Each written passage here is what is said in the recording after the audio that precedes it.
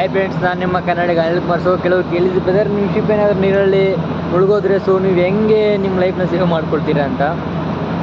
So ಇವಾಗ ತೋರಿಸ್ತೀನಿ ನೋಡಿ. ಸೊ ಇಲ್ಲಿ ಕಾಣಿಸ್ತಿದೆಯಲ್ಲ, ಸೊ ಇದನ್ನು ಲೈಫ್ ಬೋಟ್ ಅಂತ ಕರಿತೀವಿ ನಾವು. ಸೊ ಒಂದು ವೇಳೆ ಏನಾದರೂ ನಮ್ಮ ಶಿಪ್ ಏನಾದರೂ ನೀರಲ್ಲಿ ಮುಳುಗೋದ್ರೆ ಸೊ ನಾವು ಇದ್ರ ಸಹಾಯದಿಂದ ಸೊ ನಮ್ಮ ಲೈಫ್ನ ಸೇವ್ ಮಾಡ್ಕೊಳ್ತೀವಿ. ಸೊ ಆ್ಯಕ್ಚುಲಿ ಇದರಲ್ಲಿ ಒಂದು 6 ಮೆಂಬರ್ಸು ಕೂರ್ಬೋದು.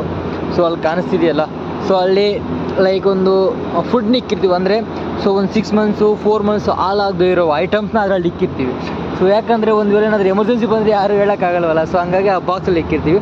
ಸೊ ಇಲ್ಲಿ ಇದೆಯಲ್ಲ, ಸೊ ಇದು ಬಂದುಬಿಟ್ಟು ಮಿಷನ್. ಅಂದರೆ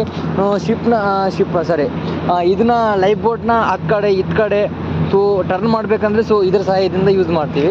ಸೊ ಇದು ನಾರ್ಮಲಾಗಿ ಹೆಂಗಿರುತ್ತೆ ಅಂದರೆ ಗಾಡಿ ಹ್ಯಾಂಡ್ ಇರುತ್ತಲ್ಲ, ಸೊ ಹಂಗೆ ಇರುತ್ತೆ.